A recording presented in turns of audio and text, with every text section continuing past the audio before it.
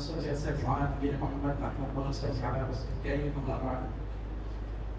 ভাই শুরুতে আমি একটা কোশ্চেন দিয়ে স্টার্ট করতে চাই। এটা হচ্ছে যে ধরেন রাত 11টা, আপনি আপনার রুমে একা আছেন। রাত 11টা আপনি আপনার রুমে একা আছেন, সে অবস্থায় আপনার হাতে একটা স্মার্টফোন আছে। তো ওই অবস্থায় অ্যাকচুয়ালি আপনি কি দেখেন বা কি করেন? সো আপনারা এটা অ্যান্সার দেওয়া লাগবে না, আপনি নিজের কাছে রাখেন, ইনশাআল্লাহ নেক্সট এটা আসবে। তো আমি আপনাদের শুরুতে দুটো ঘটনা স্টোরি শেয়ার করি আমার সাথে ঘটে যাওয়া, এরপরে ইনশাআল্লাহ এটার ডিসক্রিপশনে যাব। ফার্স্ট অফ অল, রমাদানের মধ্যে ইতিকাফের টাইমে ওই সময় একটা ছেলে আমাকে নক দিছে যে এবার এসএসসি পরীক্ষা দিবে। তো সে আমাকে নক দিয়ে বলতেছে যে ভাই আমার 16 থেকে আমার আইডি পাইছে। তো ওখানে হোয়াটসঅ্যাপে নক দিয়ে সে বলতেছিল যে ভাই আমি প্রচন্ড মানসিক ডিপ্রেশনে আছি এবং আমি পড়ায় অ্যাডিক্টেড।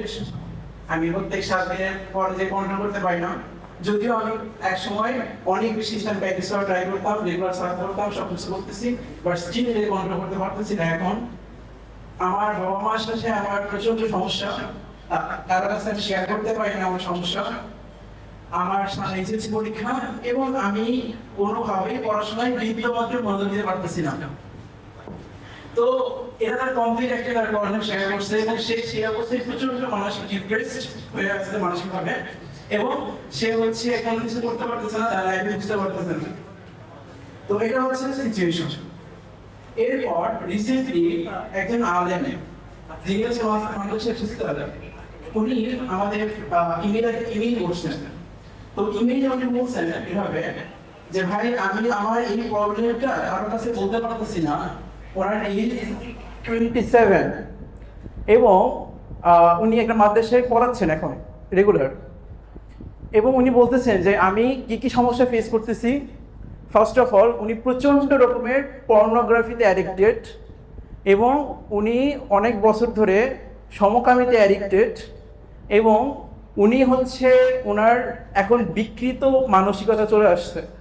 বাচ্চাদের দেখলে, এমনকি পরিবারের সদস্য, তার মা বোন বা এরকম যারা আছে, তাদেরকে দেখলেও তার বিকৃত চিন্তা মাথায় চলে আসে এবং সে সেরকমভাবে কন্ট্রোল করতে পারতেছে না। এবং এই যে প্রচণ্ড এরকম আর অসংখ্য যত প্রকার আপনি ইমাজিন করতে পারবেন, তার চেয়েও যে নিকৃষ্ট অবস্থান সেটা তার মানসিক অবস্থা। এবং উনি বলতেছেন ভাই আমি প্রচণ্ড ডিপ্রেসড এবং আমি এখন এখান থেকে কীভাবে বের হবো জানি না। আমি বিয়ে করতেও ভয় পাইতেছি, কারণ আমার যে অবস্থা, এই অবস্থায় স্ত্রীর হক আদায় করতে পারবো না, বরং আরও সমস্যা বাড়বে। এখন আমাকে ভাই সলিউশন দেন যে আমি কি আগে বিয়ে করবো নাকি আগে প্রবলেম সলভ করবো না কি অবস্থা করবো। বিশ্বাস করেন, যখন আমি পড়তেছিলাম, পড়ার অবস্থায় এক পর্যায়ে নিজেকে সরবরাহ করতে পারি না, আমার চোখে পানি পড়ে গেছে। যে যেই মাদ্রাসার উস্তাদরা আমাদের আলেম, যারা আমাদের নবীর ওয়ারিস, যারা এই সমাজের মূল তাজ, আমাদের মাথা, তাদের এই অবস্থা, তাদের মধ্যেও এই অবস্থা। এবং উনি বলতেছেন যে শুধুমাত্র ওনার একা অবস্থা এরকম না, বরং উনি যেই গ্রুপে ছিলেন, উনি যাদের সাথে মিশতেন, প্রত্যেকের অবস্থা আরো ভয়াবহ। So you can just imagine যে কতটা ভয়াবহ অবস্থা আমাদের সোসাইটির। এরপরে আসেন, আমাদের রিসেন্টলি এটা নিয়ে বেশ কিছু পরিসংখ্যান বের হয়েছে, এবং এটা আরও ধরেন 10-12 বছর আগেকার ওই সময়ের দিকে কিছু স্ট্যাটিস্টিক্স সামনে আসছে। তার মধ্যে একটা হচ্ছে স্কুল কলেজের যে স্টুডেন্টরা আছে, ধরেন বিলো 13 এজ, তাদের মধ্যে প্রায় 77% পর্নোগ্রাফিতে অ্যাডিক্টেড।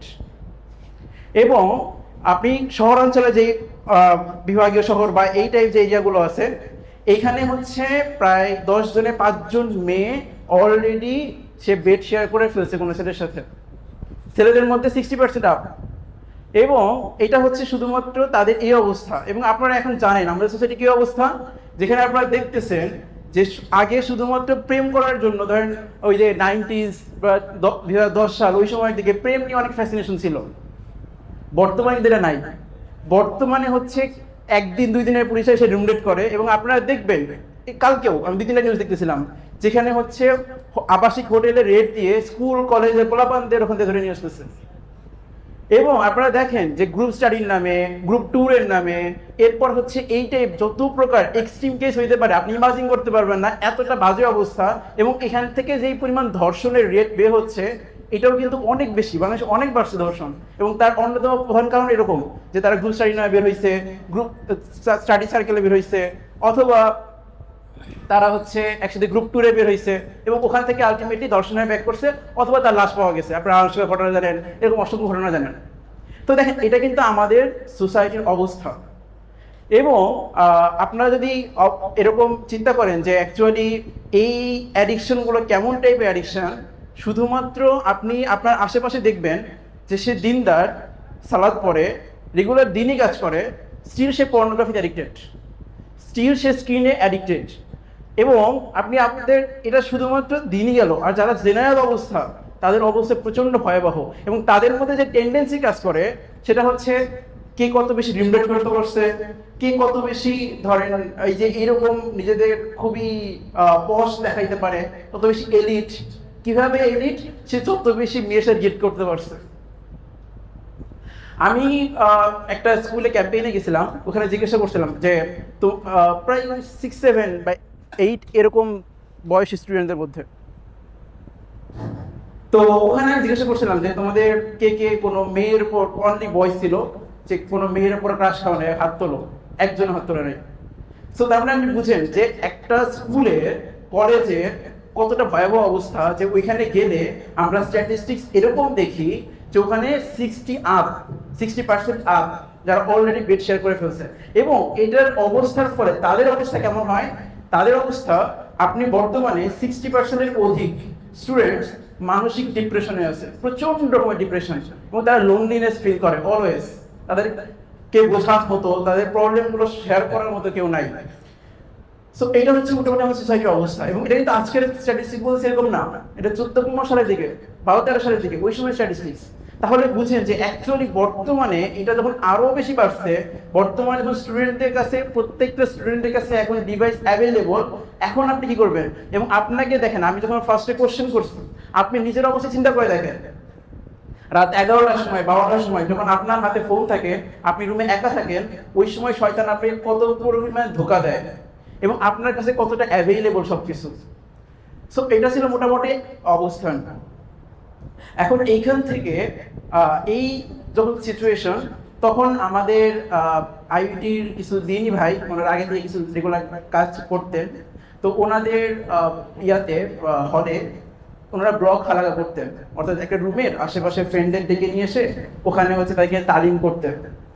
তো ওই অবস্থায় তাদেরকে হচ্ছে যখন এরকম করা, ওই তালিম করার দিন একদিন হচ্ছে তাদের টপিক ছিল এরকম পর্নোগ্রাফি।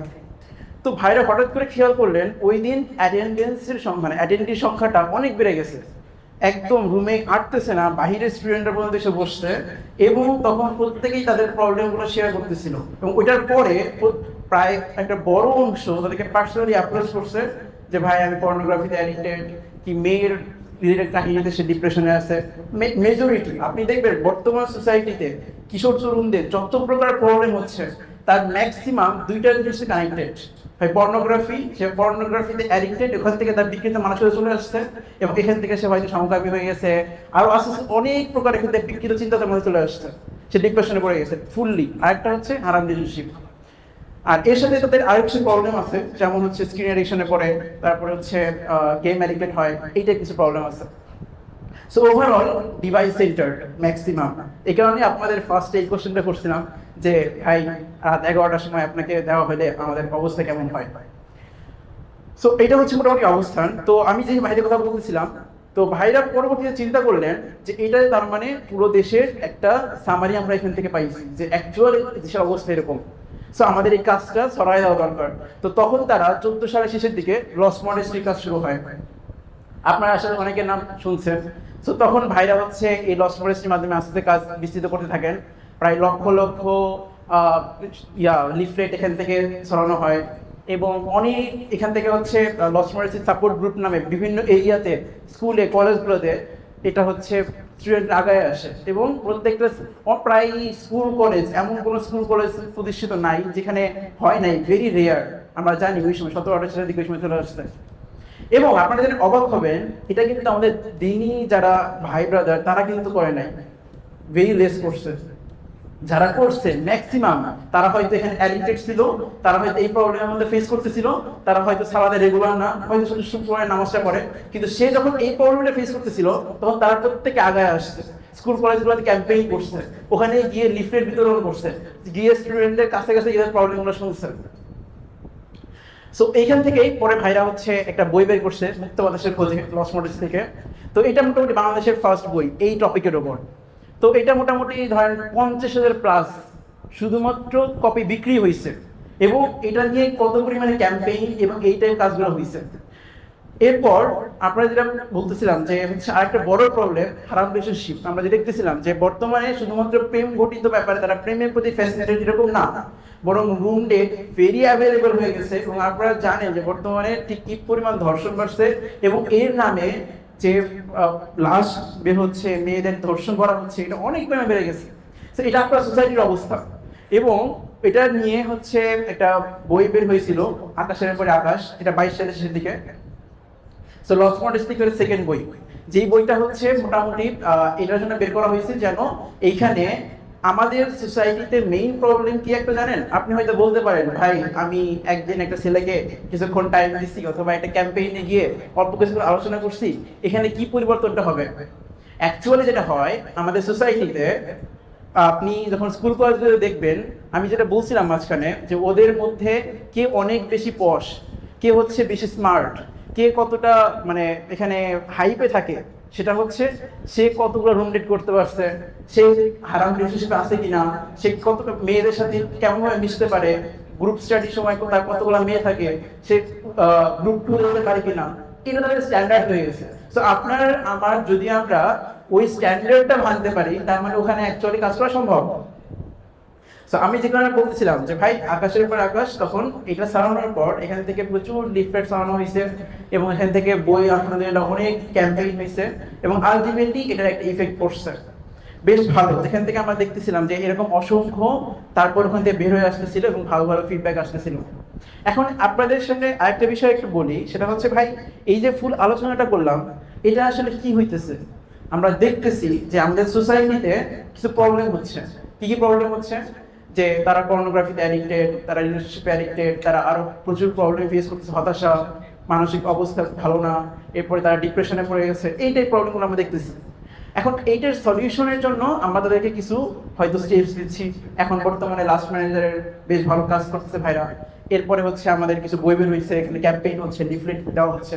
কিন্তু আলটিমেটলি এর মাধ্যমে কি হইতেছে যে আমরা একটা প্রবলেমের সলভ করতেছি, কিন্তু আমাদের জন্য কি এটা জরুরি না যে আমরা ওই ছেলেগুলোকে, ওই কিশোর তরুণদের যারা এখনো ফুললি অ্যাডিক্টেড হয় নাই বা যারা আস্তে আস্তে এদিকে আগাচ্ছে, তাদের এখান থেকে উদ্ধার করা হবে? সো এইটার জন্যই 2021 সালে শুরু হয়েছে 16 পথ চলা। যে এটার উদ্দেশ্যটা কি, যে আপনি দেখবেন বর্তমান যে এই ফুল কাঠামো ব্যবস্থা, এটা আলটিমেটলি কি করতেছে, এটার প্রত্যেকটা উপাদান আপনি চিন্তা করেন, আমরা নিজেদের ফুললি কন্ট্রোল করতে পারি না, তাহলে একটা কিশোর তরুণ যে এখন হচ্ছে টিনেজ অবস্থায় আছে, সে নিজে কিভাবে কন্ট্রোল করতে পারবে? এবং এই কাঠামো ব্যবস্থার প্রত্যেকটা উপাদান তাকে এমনভাবে গড়ে তোলে যেন সে হচ্ছে প্রচন্ড ভোগবাদী হয়, এবং সে হচ্ছে প্রচন্ড ডিপ্রেশনে থাকে, সে তার লাইফে ভোগ করাটাকে সর্বাধিক গুরুত্ব দেয়, এবং এটা আলটিমেটলি তাকে ডিপ্রেশনে ফেলে দেয়। সো ওইটার সলিউশনের জন্য যেটা 21 সাল থেকে উদ্যোগ নেওয়া হয়েছে, সেটা হচ্ছে আমাদের 16 পথ চলা শুরু হয়েছে, যেন এর মাধ্যমে আমরা ওই কিশোর তরুণদের সমাজের একটা দায়িত্বশীল সদস্য হিসেবে গড়ে তোলা যায়। সো এখান থেকেই ওই পথ চলা শুরু। এবং আলহামদুলিল্লাহ আমি এখন ওই দুইটা ঘটনার সামারি বলি। শুরুতে যে দুইটা স্টার্ট করছিলাম, যে লাস্ট ম্যানেজারের মাধ্যমে আপনি যদি জাস্ট তাদের রিভিউগুলো দেখেন, দেখবেন যে হাজার হাজার এরকম ভালো ভালো রিভিউ আপনি পাবেন যারা এখান থেকে বের হয়ে আসতে পারতেছে এই লস মডেস্টি কাজগুলোর মাধ্যমে, লাস্ট ম্যানেজারের কাজগুলোর মাধ্যমে। আর আমি যেই ছেলেটার কথা বললাম, ওই ছেলেটার যে শুরুতে যে ছেলেটা আলোচনা করছিলাম যে তার এসএসসি পরীক্ষা, সে প্রচন্ড ডিপ্রেশনে আছে, ওকে আমার মনে হয় 10 মিনিট করে হাইয়েস্ট ওর পিছনে আমার 1 ঘন্টার মধ্যে ইনভেস্ট করা হয়েছে এখন পর্যন্ত। বাট ওই সময় থেকে ও আমাকে রেগুলার আপডেট দিচ্ছিল, ভাই এখন থেকে আমি রেগুলার পড়তে পারতেছি, আমার নিজের সেলফ কন্ট্রোল অনেক বেড়ে গেছে, আমি আর আগের মতো পর্নোগ্রাফি তো এরকম অ্যাডিক্টেড না, এখন হয়তো মাসে একবার গিয়ে নিজে কন্ট্রোল করতে পারতেছি না, বাট এটা অনেক আমার কমে আসছে, আমার নিজের প্রবলেম কমে গেছে, আমি হচ্ছে এখন আর ডিপ্রেশনে থাকতেছি না, ফোকাস থেকে পড়াশোনা করতে পারতেছি, আমার সালাদও ঠিক হয়ে গেছে, আমার নিজের পার্সোনাল লাইফটা অনেক আমার কাছে এখন হেলদি মনে হয়, আমি প্রতিদিন বিকেলে খেলাধুলা করতে চাই। ভাই দেখেন, চিন্তা করেন এখানে আমাদের কি করতে হয়েছে। একটা ছেলে যে পথহারা, যে এই বর্তমান কাঠামো ব্যবস্থার মাধ্যমে সে পথহারা হয়ে গেছে, তাকে শুধুমাত্র আপনি 30 মিনিট 40 মিনিট টাইম দেওয়ার ফলে সে তার একটা পূর্ণ গাইডলাইন পাইছে এবং সে এখান থেকে আস্তে আস্তে এই উম্মার সম্পদ হিসেবে গড়ে উঠতেছে। এখন তারা আমাদের দায়িত্ব কি ভাই? আমাদের দায়িত্ব ভাই শুরুতে ফার্স্ট যেটা, যে আমরা যেটা বললাম যে এই ক্যাম্পেইনটা ছড়ায় দেওয়া দরকার। আপনার আমাদের প্রত্যেকের দায়িত্ব এটা, যে আমরা আমাদের আশেপাশে স্কুল কলেজে এলাকায় যেখানে সম্ভব হয় আমরা এখানে ক্যাম্পেইন করব, এই লিফলেটগুলো ছড়াই দিব, ওদেরকে নিয়ে কাজ করব। সেকেন্ডলি, আমরা হচ্ছে আমাদের আশেপাশে আপনি দেখবেন আপনার কাজিন, আপনার ভাগ্নে ভাগ্নি, ভাতিজা ভাতিজি, তো এদের দেখবেন তারাও কিন্তু সেম প্রবলেমটা ফেস করতেছে। আপনি হয়তো তাকে সামনে থেকে দেখতেছেন যে সে খুব ভালো আছে, কিন্তু অ্যাকচুয়ালি কি হচ্ছে, আমি যেটা বললাম, আমাদের কিশোর তরুণরা কারো কাছে প্রবলেম শেয়ার করতে পারতেছে না। সো আপনার আমার এখান থেকে আগায় আসতে হবে, তাদের কাছে গিয়ে বলতে হবে যে তাদের সাথে ফ্রি হইতে হবে, তাদেরকে আপনি 16 ম্যাগাজিন দেন, তাদেরকে আপনি গিয়ে হচ্ছে লস্ট মনেস্ট্রি বইগুলো গিফট দেন, তাদেরকে এগুলো আস্তে আস্তে এর সাথে ইন্ট্রোডিউস করেন যে ভাই তুমি কিভাবে এখান থেকে প্রবলেম সলভ করবা, তোমার কোনো প্রবলেম হচ্ছে কিনা, এইটাই জিনিসগুলো পড়েন। দেখেন আলটিমেটলি কি হয়, তার মানে আমি যদি বলি আমাদের এখন কি করা উচিত, ফার্স্ট অফ অল ভাই আমার এই ফুল আলোচনার উদ্দেশ্য একটাই ছিল যে ভাই আমাদের প্রত্যেকের দায়িত্ব এখন এই যে ওদের কাছে গিয়ে গিয়ে ক্যাম্পেইন করা, ক্যাম্পেইনের মাধ্যমে ওদের কাছে গিয়ে পৌঁছানো, ওদেরকে রিচ করা, ওদেরকে লিফলেট দেওয়া, ওদেরকে আস্তে আস্তে আমাদের সাথে এঙ্গেজ করা। এবং আপনি বিশ্বাস করবেন না, যখন আপনি একটা ছেলের কাছে এর মাধ্যমে যাবেন, সে আপনার কাছ থেকে তার লাইফে যখন জিনিস পাবে, সে তার দিনের জন্য সব কিছুর জন্য সে জীবন কোরবান করতে একবারও চিন্তা করবে না। সো আপনি তাকে গিয়ে এই অল্প কিছু বলার মাধ্যমে একটা ছেলের পুরো লাইফটা যেখানে ধ্বংসের পথে চলে যাচ্ছিল, তাকে আপনি দিনের পথে নিয়ে আসতেছেন, তাকে আপনি একটা পূর্ণ গাইডলাইন দিতে পারতেছেন, কারণ আমি এগুলো ফেস করে আসছি আমাদের লাইফে। সো তার মানে হচ্ছে আমাদের এরকম ক্যাম্পেইন করতে হবে, লিফলেট বিতরণ করতে হবে, এবং আলটিমেটলি গিয়ে আমাদের যেটা করতে হবে যে আমাদের আশেপাশের যেসব বাচ্চা কিশোর তরুণরা আছে, আমাদের যারা রিলেটিভসের মধ্যে আছে, সবাইকে আপনারা এখানে ম্যাগাজিন হাতিয়ে দিবেন ইনশাআল্লাহ। আপনারা তাদেরকে হচ্ছে রেগুলার লস মনেস্ট্রি বইগুলো তাদেরকে কিনে দিবেন, এবং 16 রেগুলার বের হয় প্রত্যেক 2 মাসে একবার, এটা ইনশাআল্লাহ আপনারা হাতিয়ে দিবেন। এর মাধ্যমে দেখবেন তাদের যে পরিবর্তনটা আপনি নিজে স্পষ্ট দেখতে পারবেন ইনশাআল্লাহ, এবং তাদেরকে গাইডলাইন তখন আপনি আস্তে আস্তে করতে পারবেন, আস্তে আস্তে আপনাদের সম্পর্ক ভালো হবে ইনশাআল্লাহ। সো আমি আর কথা বৃদ্ধি করবো না, শুধুমাত্র আমাদের যেই কিশোরী তরুণ তরুণীরা এত বেশি প্রবলেম ফেস করতেছে, আল্লাহ যেন তাদেরকে সাহায্য করেন, তাদেরকে পরিপূর্ণভাবে মুসলিম উম্মার জন্য সম্পদ হিসেবে গড়ে তোলেন, এবং আমাদেরকে তাদের পাশে গিয়ে দাঁড়ানোর তৌফিক দান করেন, এবং আমাদেরকে একসাথে আল্লাহর রজ্জু আঁকড়ে ধরার তৌফিক দান করেন। আসসালামু আলাইকুম।